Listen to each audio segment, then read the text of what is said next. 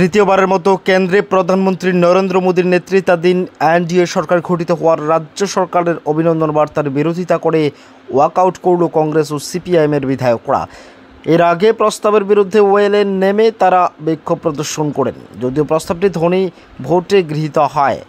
বিধানসভার বর্ষাকালীন অধিবেশনে দ্বিতীয় দিনে ট্রেজারি বেঞ্চ থেকে একটি প্রস্তাব উত্থাপন করা হয়।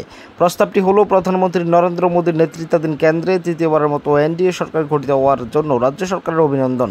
প্রস্তাবটি উত্থাপন করে মন্ত্রী রতনলাল নাথ এই প্রস্তাবের বিরোধিতা করেন কংগ্রেস এবং CPIM বিধায়করা।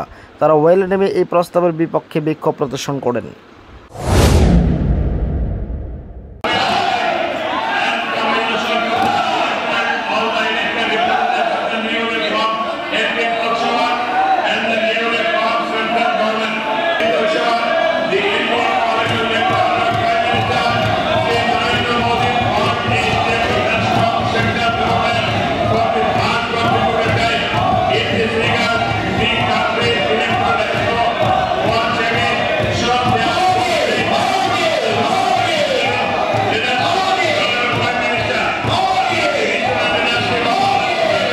Bureau Report, As Bharat Live 24 hours।